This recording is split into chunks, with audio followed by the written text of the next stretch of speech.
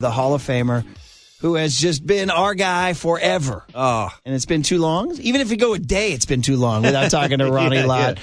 Ronnie, welcome back to Murph and Mac on the UMA guest line, man. Good morning, dude. How are you, man? I love it. Yeah. Great to have you back on the show, man. Hey, did you see the Grammys last night, Ronnie?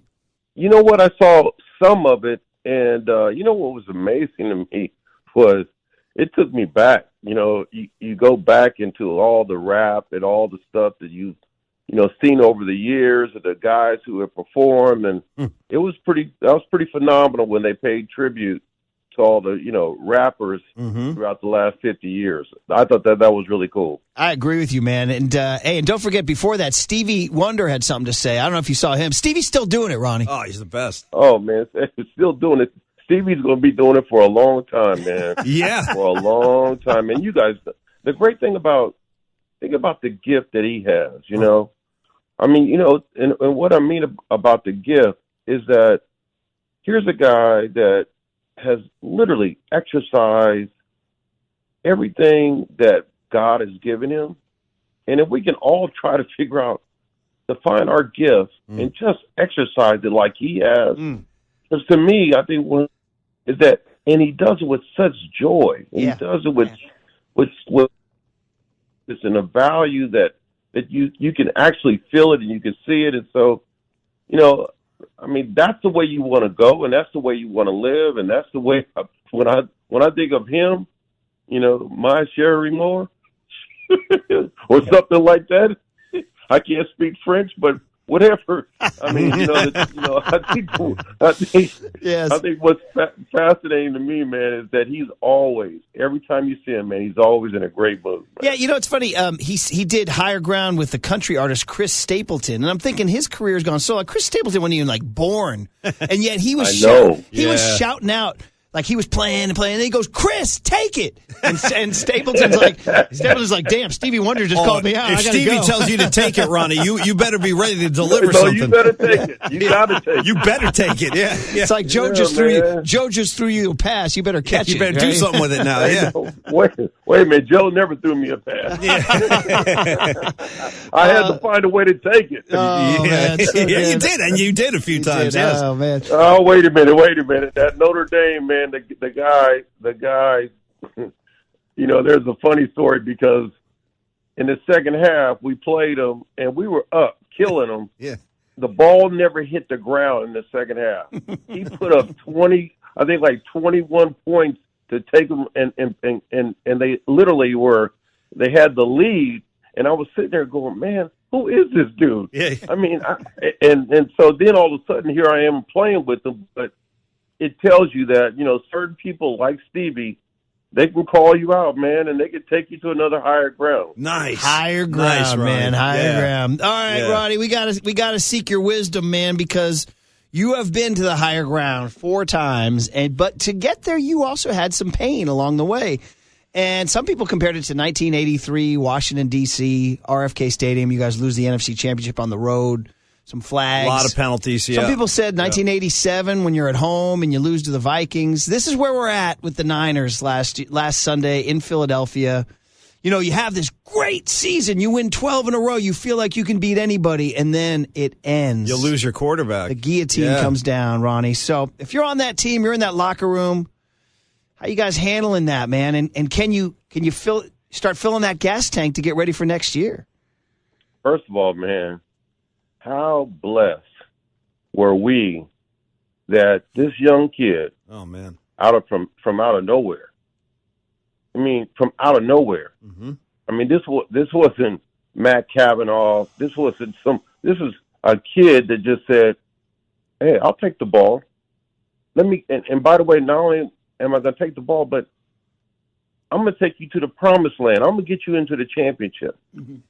And so for me, when I think of the season, every week that I watched the game, every week it made me realize how grateful and how lucky they are to have that young man, because there was something that he brought that was that he even literally, impacted my life, made me feel better. Wow. And what I mean by that is, like, when you watch games, I'm always watching games to understand why people have a competitive advantage. Mm-hmm. And the reason I think that he had a competitive advantage because he was so into everything. And what I mean by everything, he was so into the opportunity that he didn't find himself trying to do more. He found himself trying to do less. And that to me was something that I thought was very mature for that young man. So to me, this season and what he did and how he handled everything, how lucky. I mean, as a fan, I'm sitting here going, holy smokes, man. If somebody would told me he would have done all of what he did, that's what you love about the game of sport. And that's what you love about the game of life is because a guy can walk in and act like Joe. I mean, that's what he really was doing. He was, literally, feeling it and playing it and doing it at a high level. And so I'm hats off to that team. Yeah. Hats off to who they are and what they built. And for next year, I think coming into the season, and man, what I love is I love the defense. I think the defense is phenomenal. Mm-hmm. And there's a couple things that I think I would, try to do to kind of make sure that they have a stronger platform. And then the other thing that I think that I would try to do is I would try to see, how do you find another, great receiver? And the reason I say that is that you never can get enough of great receivers. And so there's going to be one out there. There's going to be one to draft. But that's what I would think about because to me, there's just a lot of talent on this football team. And, again, after watching Purdy get to where he got to, it made me realize that, that's the best part of life is when somebody that nobody knows does what he did. And that's what he did. Man, he literally shocked the world and shocked all the 49er fans because he played like he was he played like he had some Joe in him. He did. He did. The best part. He did, Ronnie. Brock, nobody ever wants to put that comparison on a guy because it's unfair. But the way he handled himself, it was the calm. Yeah, the composure, Ronnie. The composure. There were a couple of plays, Ronnie, where I almost got flashbacks where he sort of scampered a little bit and found a guy and used his feet and never really changed his body language. Yeah, because the thing that you got to think about is like getting out, and the hard part was in the Philadelphia game. To me, was the rush got on him quicker than he thought. Yeah, and so the hard part was nobody expected that rush to get there that quickly, and so when you're in those situations, the hard part is you're as a quarterback, and I think that the quarterback looks at the line and he says, okay, here's how we have to protect. And so one of the things that I thought was really interesting was how did they get there so quickly? Because it felt like they were doing something to get there quickly to try to somehow get this guy off of his rhythm, to get him out of, one of the great things that coaches always say, get the quarterback to move, get him off his spot, get him away from his spot. And there's that spot that it felt like the Eagles were able to get him off that spot. And then the injury came. And then to me, that was the toughest part because, look, having a quarterback come in and I've known, Josh for a long time, and he's a wonderful kid, a wonderful quarterback.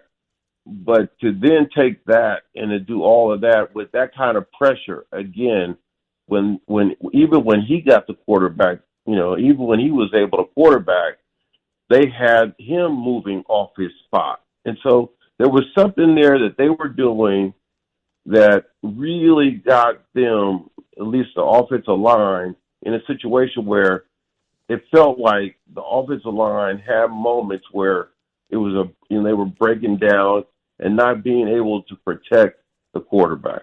Yeah, you're right.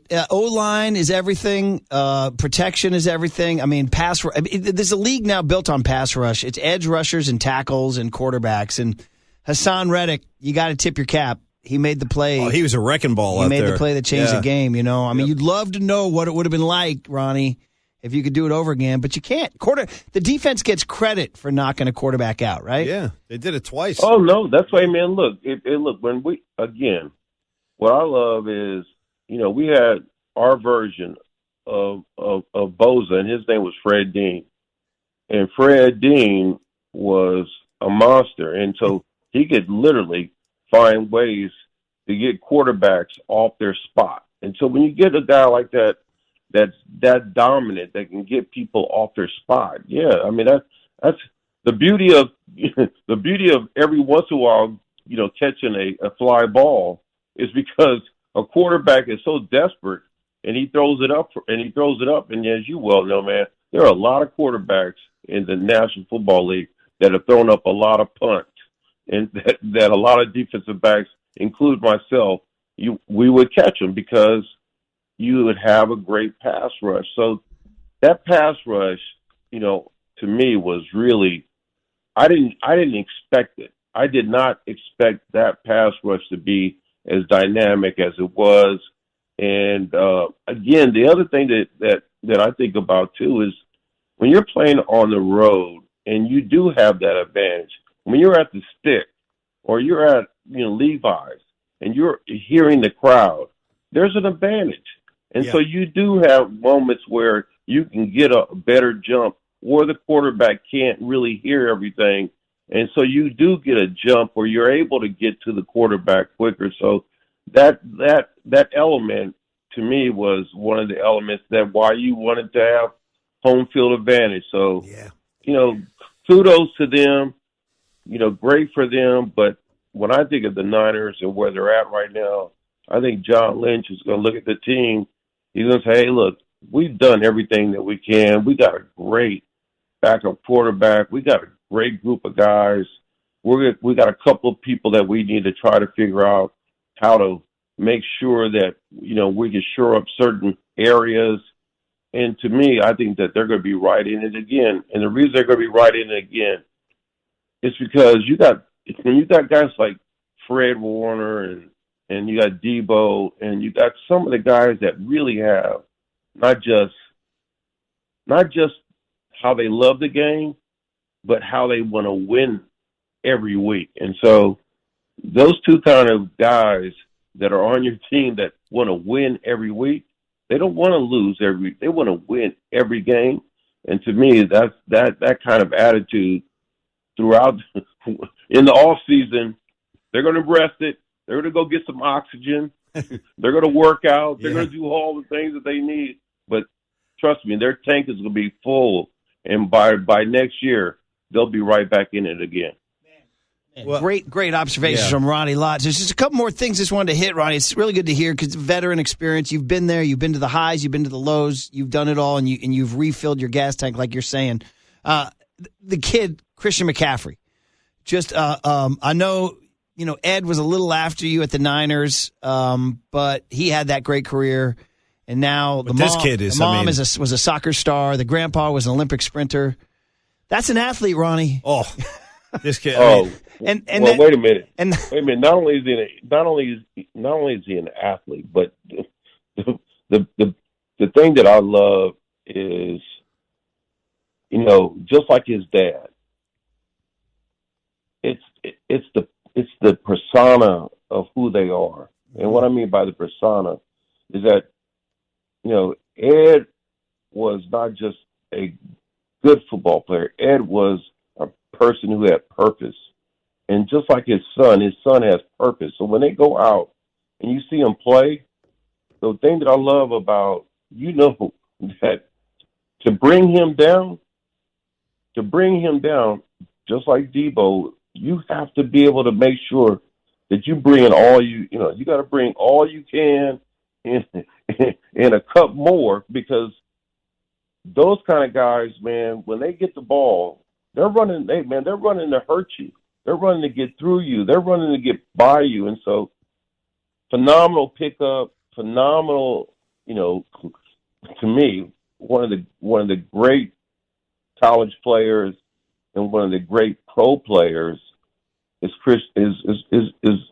I mean, he's a really exciting element to this team, and to me, I'm glad that they were able to make the trade. And then, more importantly, I think that there are other elements that he's going to bring next year that are going to be even more exciting for the football team, because you just got him and you threw him in there and he played. Mm-hmm. But give him a year. Yeah, and I think that next year it's going to be nice.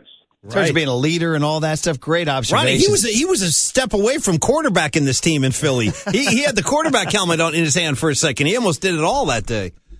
I know, man. I saw that. I saw them trying to change his helmet so he could put the mic and all the stuff inside his helmet. And again, think about what he was thinking about at that moment. Oh.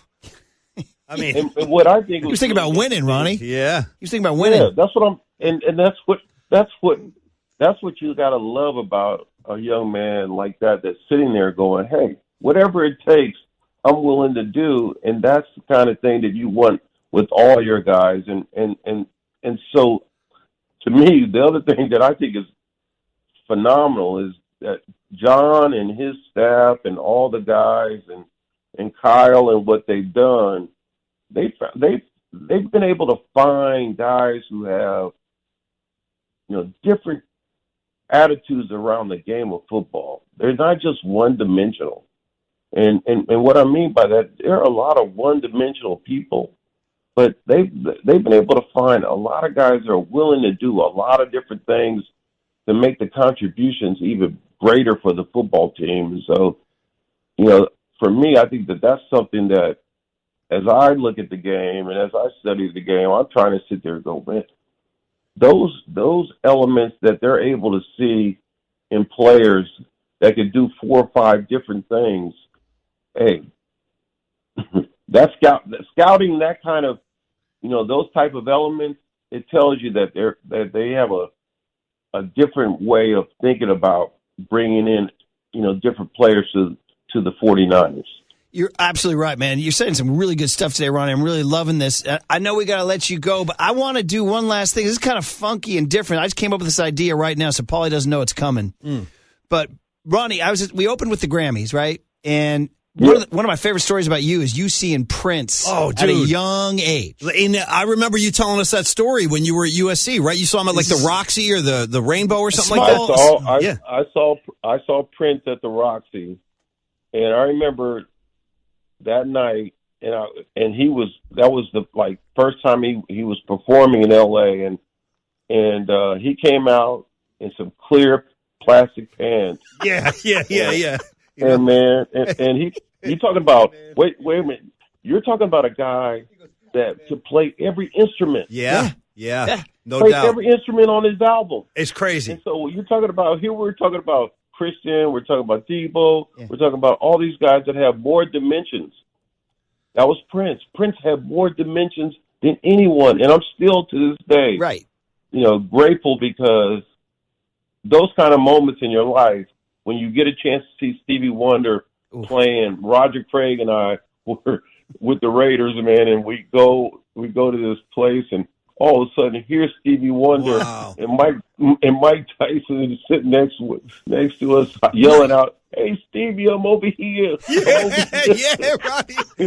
Ronnie. Well, the whole reason I'm bringing here going, So you think about those kind of moments in your life, and you realize that, man, all these people have all these amazing different dimensions. All right, man, you sound great. It's awesome to get your perspective. So good to have you, Ronnie. Happy 2023, and we'll catch up next time. All right, buddy? All right, guys, man. You guys be well, man. Have a great year.